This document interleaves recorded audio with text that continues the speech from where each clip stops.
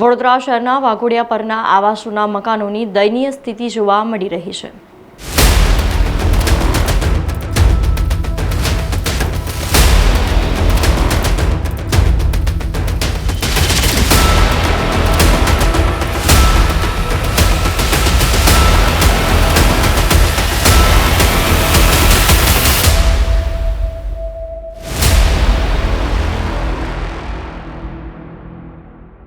વડોદરા શહેરના વાઘોડિયા રોડ પર આવેલ સરકારી નવજીવન યોજનાના આવાસોના મકાનો 10-15 વર્ષ અગાઉ નવા બનાવી લોકાર્પિત કરવામાં આવ્યા હતા। જોકે આજે આ ઘરોની સિમેન્ટ કોન્ક્રીટની છત અને પિલરોમાંથી કાંકરા ખરતા આ મકાનો જોખમી બન્યા છે। આ સાથે જ નવા જ ઘરની સીલિંગ બિસ્માર થઈ જતા રહીશો ઘરમાં જ સીલિંગ નીચે પતરા લગાવી રહેવા મજબૂર બન્યા છે। 12 થી 15 વર્ષના મકાનો જર્જરિત થઈ જતા પાલિકાએ મકાનો જોખમી બન્યા છે, રહેવા લાયક નથી, જેથી મકાનો ખાલી કરવા માટે ઘરોની બહાર નોટિસો લગાવી છે।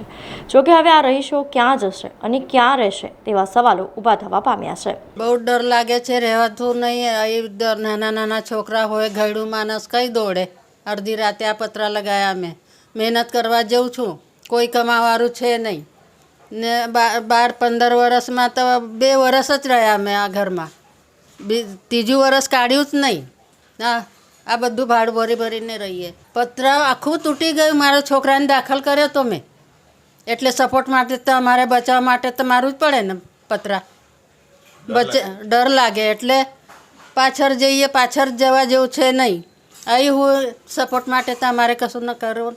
આ ખાનગીમાં પરિવાર 4 રસ્તા દાખલ કર્યો તો મારા નાના છોકરાને। પ્રભાસ સોસાયટીમાં પાછળ આવ્યું છે જીવનનગર। હું રહું છું, 15 વર્ષ થયા મને। આ મકાન 15 વર્ષમાં આવા થઈ ગયા તો આગળ શું થશે? અમને આશા હતી કે આ 30-40 વર્ષ જેવા મકાન રહેશે, ટકશે। અત્યારે એવી પોઝિશન કે બિલકુલ રહી શકતા નથી, જીવ જોખમમાં છે। ખાલી આ લોકો નોટિસો લગાવીને જતા રહે કે મકાન ખાલી કરો, પણ મકાન ખાલી કરો તો આગળ અમારે કંઈક સહારા પર રહેવા માટે તો મકાન ખાલી કરીએ ને। ત્યારે આ મામલે વિસ્તારના સ્થાનિક કોર્પોરેટર અને હાલ 6 વર્ષ માટે ભાજપામાંથી સસ્પેન્ડ થયેલા આશિષ જોશીએ પાલિકા તંત્ર પર ગંભીર આક્ષેપો કર્યા હતા।